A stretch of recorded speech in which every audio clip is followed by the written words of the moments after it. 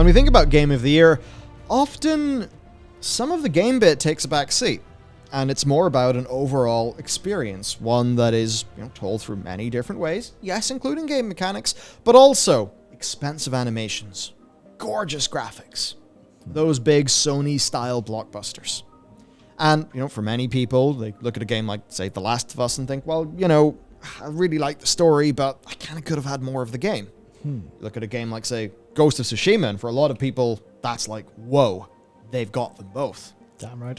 Well, there's a lot of games that are they struggle a little bit when it comes to the storytelling thing. And often it is that storytelling side that is truly required for critics, at least, to give something Game of the Year. Yeah, I think, of course. There's a lot of reasons for that we could get into. I think they are actually very interesting, but we'll put that aside for now. Yep. So imagine a game being Game of the Year, almost purely based on its mechanics. What are we, back in the days of Tetris? Or is that even what they're asking? Yeah. So today we've got a very interesting story with Bit Reactor that also, of course, hooks into Respawn Entertainment and Star Wars. Could a turn-based strategy Star Wars game be Game of the Year? And that's an interesting thing for me, because when I think about the big turn-based strategy games, they're not usually the sorts of things that get Game of the Year. Even I think Definitely of, RTSs. Like StarCraft 2 really tried hard with the story. I mean, for me, one of the best would be Homeworld, which really achieves its narrative more through vibes. So what's going on here? Well, a new genre veteran-led studio called Bit Reactor have just came out and said, hey, we're Bit Reactor and we're going to make Game of the Year. And what's wild is that they are not making a blockbuster, Oscar-worthy, the Game Awards, big Sony blockbuster game that everyone knows is going to get all of the awards, like The Last of Us Part 2. Yeah, I mean, if you were fishing for Game of the Year and you had a decent-sized studio, you would go for relatively generic but full of a lot of heart action-adventure where you follow one character and all their trials and tribulations, maybe two characters, maybe a duo. You'd go for something like that. Yeah. What you wouldn't do, historically speaking, is something that has a little bit more of a, more of a teething issue for a lot of people. Something that might have, actually, difficult and, more thought and sort of invoking sort of strategy-like gameplay. But if you think about what really makes them, like the big Game of the Years really win, a lot of it is production value. As opposed to, obviously, them being easy to consume helps, but it's production value. So why not transplant that elsewhere? Yeah, so could this be almost something that we haven't really seen in the strategy genre? And that's what's interesting, I think. Definitely. And as well, too, whenever people think about the Oscars, a lot of words like, oh, that movie's clearly Oscar bait. Yep. It's clearly gunning for an Oscar. And usually those sorts of movies are in a more limited set of stories and genres. That's often different to, say, what some consumers would like. So it's interesting. Right. So, surprise! There's a group of AAA game development veterans who are breaking off to form their own indie studio with a focus on innovation, creative thinking, and employee care that doesn't have anything to do with Activision Blizzard, because veterans of XCOM and, the XCOM and Civ developer Firaxis have recently announced the formation of Bit Reactor, a new studio with the goal of creating turn-based tactics games with high-end production values. So, music to my ears. I'm not saying like we're going to be getting The Last of Us Part 2 tier production value in a strategy game, but they're clearly gunning for something like that. This studio is founded by Greg Fordish, who previously was at Firaxis for 22 years. That is a lot of Civ and XCOM. Now, 14 of those years were as the studio's senior art director with experience and credits across the likes of Alpha Centauri, Civilization, Sim Golf, and the first two XCOM games. He left in 2018 for a brief stint at Romero Games, who, funny enough, are, most people would know John. Brenda Romero is also extremely accomplished herself, and they're just a few hours down the road in Galway. It's kind of neat. But yeah, left, joined Romero Games, worked on Empire of Sin, a gangster strategy game. And it very much seems like that jump from AAA to a smaller sort of independent studio really cemented this motivation to establish, that this guy's own studio and sort of decide on his own parameters. So a group of lead developers and creatives from the XCOM series have then joined him at BitReactor. Their central mission is to rejuvenate the traditionally neglected strategy genre, specifically on the turn-based side. Now look, we got Frost Giant coming in there for RTS. We've perhaps got Microsoft, maybe StarCraft's going to come back. We've got good things going on. We've got a new Homeworld game on the horizon as well. Yep. Good shit is happening for real-time strategy. And I think generally turn-based, like the new XCOM games, that's been better. Yeah. Now we could get something truly big. And that's the thing. For a lot of this genre, it's been old stuff or it's been indies. That's one of the things where you see, well, I guess a little bit more on the Eastern side, you see a lot of games inspired by the likes of Final Fantasy Tactics cropping out of the woodworks. You have Square Enix releasing Triangle Strategy, which is their own kind of version of that. But you don't really see it in terms of, listen, we're going to take what we think is a niche enough gameplay genre and we're going to just pump production into it.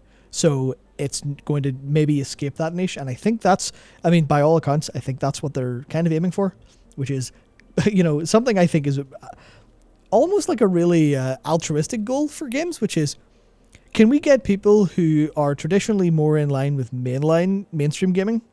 Can we get them to play a game that'll awaken them to other stuff, and without it having to be like, oh yeah, play this nice little game for $5, maybe you like it? Can we get this stuff actually in a game that will be, a household name in a way? Yeah, absolutely. And it's the sort of thing where strategy games have been on the decline. Sadly, I mean, it is my original genre. They're hard to make and hard to sell. Sadly so.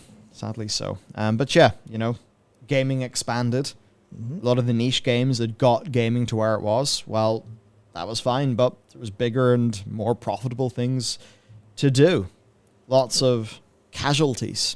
And of course, one of the things they tried to do with RTS games, like with the Tiberium, the Command and Conquer Tiberium, was it 4?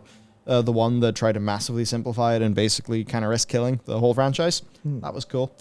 EA killed that. Of course, they also killed Westwood. Very sad. Well, these are all really sad things that have happened. Now, we've had the likes of the new XCOM, we've had Civilization still holding up the banner, but it has been getting a little bit barren. Recent, though, shifts and trends in the gaming world, I think mean there's a more mainstream market for games like this. I mean, look, even if it is still a niche game with, a similar percentage of the market's got so much larger that perhaps you can have success with a high-budget, niche-feeling game. And I think clearly what's happened is a lot of people have not really been making the games they've really been the most interested in making. And now that there's VC money and just generally this kind of high-budget startup ecosystem in existence, it seems that more things are happening. Now, speaking in a recent interview with GameIndustry.biz, Greg basically outlined how the talent gathered at the studio are hoping to build a studio and a game that will bring strategy games into a new era. Apparently, recent tech advances are just one reason why he believes that the time is now right. So this is what he said. The whole genre started to fall backwards while not having enough production values, and it got dropped a bit. Now, that's not a problem. Screen resolution isn't an issue. There are ways to tell stories and convey information that doesn't require a wall of text. That's what they're focused on, bringing that to the genre, really blurring the line between strategy game and what an action game is. He also says the adaptability of the genre is massively interesting, and that vastly different experiences can be built on familiar foundations that ensure familiarity and accessibility for players while still giving a new experience. And some things he talks about, Gears Tactics, Mario Rabbids, very similar DNA, very different games. You can do so much with this genre. Yeah. They're hiring for most positions. They say check back soon. Now, we talked about Game of the Year. Well, our goal is to win Game of the Year. We expect to go head-to-head with Halo or whoever is out there, just like we did in 2012. That's brave for a strategy game. Strategy game fighting Halo? I'm all in. Strategy game fighting The Last of Us Part 3? It's like, I don't think the critics are going to have a strategy game win, but I'm very happy that it's happening. Yeah, it sounds impossible, but if even you get to the point where you're being considered and you're not going to win, I think that's still, it's a very admirable goal. And I think someone who's been, at Firaxis for 20 years certainly has the will and the possibility to make that happen. Yeah, now we look at, the Game of the Years recently. What do we got? Dragon Age Inquisition, Witcher 3 Wild Hunt, Overwatch, Breath of the Wild, God of War, Sekiro, Last of Us Part 2, It Takes Two. I mean, It Takes Two, it's really nice, actually, having that be there as Game of the Year, and for all of these, it's like, damn. You can see that these are all the big budget, big production value, generally action in some way oriented, games of their time. I mean, one of the only outliers that I'd say would be Breath of the Wild, which is almost like a high budget indie game. Yeah, that's like a Nintendo game, which basically just is free. That's a free spot for a win when you're a Zelda game, honestly speaking. Sekiro is also kind of an outlier there because it didn't have like the most incredibly well put together story, generally speaking. It didn't sell that to you very hard, but it was also an incredible game, and it won a lot of acclaim because it was, hey, it's FromSoft and they did something different, and Activision published it, so it's like more targeted to the West and sold loads. Because a lot of Game of the Year from especially the Jeff Keighley's game awards, as opposed to the everyone else who awards Game of the Year and stuff, there's definitely, you can see it with It Takes Two, there's a lot of, hey, this is really exciting for the industry and also fit all the other categories nicely. So here it gets. So I think Overwatch and Sekiro will be two examples of that. So obviously, while 2022 is just going to be God of War Ragnarok, I don't think I think anyone can just say that now. He might as well get the trophy made.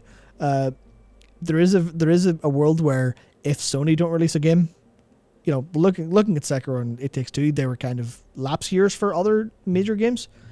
In the world where Sony don't have a release in 2023, well, okay, let's say 2024. Sony don't have a release in 2024, or maybe the release doesn't go well, and BitReactor pump out the game, because obviously we're going to talk about it in a bit. It's a Star Wars game. Yes. They pump that out. It's really, really good.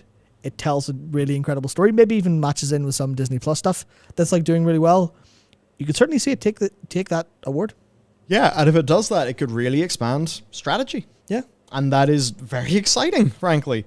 Now, this is optimistic, but he's also realistic at points, which is nice.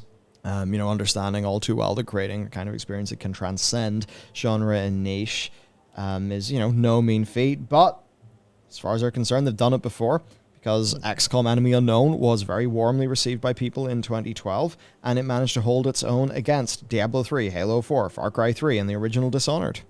PC crowned it their strategy game of the year ahead of FTL and Sins of a Solar Empire. Now, BitReactor are actually believed to have several projects in development, and we don't know much, but we do know that one of them is Star Warsy and is produced by Respawn Entertainment. Yeah. This is where, for a lot of people, things are going to get interesting, because as soon as it's Respawn, it's EA. As soon as it's EA, it is big budget. It's big budget, which could allow them to pull off some of these very lofty things that they're talking about. Yeah, and here's, I think, the interesting thing. If this were EA have partnered with BitReactor, everyone would go, fuck. What's going to go wrong? How are you going? This isn't going to work. But as soon as it's Respawn. Remember what Respawn did with Star Wars? They made Jedi Fallen Order. By no imagination is this a Game of the Year contender, but it's a damn fine game. It's a damn fine game. The sequel could be Game of the Year material, maybe if they up the budget a little bit. And now they're specifically working with it. Respawn's the winning name. Yeah. So you're like, shit, damn, this is actually exciting. And what we've got coming up here is, and that's the thing, neither of us are major Star Wars fans, but I don't care. The idea of all this stuff, it's like, well, Respawn make great games, so this is a good gateway drug into it. So, Stig Asmussen and his team are working on the next Jedi game, so following up that one. Then Peter Hirschman is doing an FPS game. I mean, hey, a lot of people really liked what Republic Commando did. So imagine that with a modern-day super high budget. Yeah. Pretty cool. And then, of course, Respawn are partnering with BitReactor to make a new Star Wars strategy game. And we have had things happen there in the past. A great example of that is Star Wars Empire at War. It's a game with a vibrant modding scene. It was, I must confess, I haven't played it. But it's always one of those games, like I looked at the mods and thought, damn, I should really give this thing a go. People speak highly of it. Of course, then Stephen Totilo coming in saying EA confirms 3 Star Wars games in development, and that all the projects are tied to Respawn. No mentions of DICE or EA Motive. I imagine with these 2 Respawn ones, those are probably in Unreal Engine. Yeah, sure. I mean, maybe the FPS could be in Frostbite, but when I think about Frostbite, do they really have all of the tools for creating a super high production value, sort of first person strong narrative game. Yeah. I'm not thinking so. Yeah, so you think FPS and Respawn, you think Source, because that's Titanfall, you think that's Apex. But actually, because obviously you would immediately connect, Star Wars FPS, but there was news that they were working on a new mobility and style focused FPS. Well, if it's mobility and style, it's likely Titanfall related. It's possibly Source, but those are different projects. Jeff Grubb confirmed this on Twitter. He knows that's a different product to the Star Wars FPS. So there's a decent chance it is going to be Unreal and full. I mean, this is the thing. Why not? Why not just go full hog with Star Wars? It's doing really well. Like the expanded universe stuff is doing really well on Disney Plus. So why not go really hard into that with big budget stuff with Unreal Engine that they've learned to use with Fallen Order, and they can spread that knowledge around? Why not? Yeah, absolutely. So Fortish also believes that the evolution of cross-platform play represents a strength that they simply wouldn't have 10 years ago, so they can put it on more platforms. Strategy games have already been enjoying a bit of resurgence thanks to cross-play between console and PC, and with cloud-enabled mobile gaming allowing for shared progress and better accessibility for the genre across the board. And, often not the ideal way to play, but it does kind of expand the market. Now, a lot of people, especially the more hardcore strategy people, are going to be a bit concerned over what that means in terms of control scheme. But certainly if you look at a game like Civ, while it may not be the best control thing in the universe, it's there on console. You can play it. Works. I'm sure many people do enjoy it. Yeah, I remember that being surprisingly okay. Yeah. So there you go. Basically, they want to go full steam ahead on a new golden age of strategy games. That seems basically bloody fantastic. Yeah, I mean, they've got, let's see, XCOM, Civilization, Elder Scrolls Online, so a bunch of experienced devs talking, obviously, as all these companies do, about a team-first environment with creativity and passion. So, God, it's telling that's what all the vets talk about. It hits me like a truck again. As soon as I'm like, oh yeah, Bit Reactor, what about? Oh yeah. Oh yeah. Oh yeah. Oh yeah. Oh yeah. Oh yeah. What about all of those, like, basically at this point, dozens of experienced people who have went to make studios, and we haven't seen anything from them yet, not even as much as a whisper what's happening. Either they're all massive scams to get VC money and they'll never release a game, or in the next maybe year or 2 years, we'll start to see a lot of like, hey, this is what we've been working on. It's really fucking good. Yeah. And then 2 or 3 years later, you're like, oh yeah, remember that mass exodus where video games were, because I think video games are extremely good at the minute. I just think there's a lack of, there's some places there's a lot of opportunity cost. That's what I would say. I'd say there's a disparity between marketing budget and quality. There's like more great games than ever, but there's a lot of highly visible because they're highly marketed games with problems. Yeah, so like you look and you're like, okay, well there's a ton of opportunity cost in the industry. And I think when we talk about bad games, we're talking more about opportunity cost as opposed to, there's no games about, because you could pick a great game off the shelf any day, play it for 30 hours and go, holy fuck, that was sick. But like that opportunity cost seems to be going away, and in the next 5 years or so, we're just going to go, during that little lull of like really good, really high profile experienced game devs making games, in the lull that we experienced there, we were paying for something. Some of that was paying for the mismanagement kind of sins of the past, but I think a lot of it could be paying for what's about to come. Yeah. And that's going to be very exciting, especially if it means we've finally decided to crack difficult problems as opposed to create products, because bringing strategy games into a new golden age, into the new era, that's a big problem. That's not just like, just go make a strategy game. That's like a problem of how to literally solve it. And obviously those problems have been solved in the big budget games that we see, but they haven't been solved in niche titles. So we're going to see these people putting money and effort and expertise into solving these problems, and we're all going to be way for the better for it. And that's going to be sick. Yeah. We just have to wait. There's a lot of people say, I haven't seen any games coming out of these companies though. And it's like, well, number one, like it takes sort of non-compete time for the companies to form. Yeah. Then it takes getting a initial team, putting together like a prototype or something, or, concepting a game, pre-production stuff. Yeah. And then you have to hire people. By the way, hiring people takes so much time, seriously. It takes so much time, and it's like one of the most important things you can do in a company. So actually building the team and getting started, that could like take a year probably. You know, this is... And we want it to take a year. We want it to take as long as it needs to get good, because this like rush for where are the games?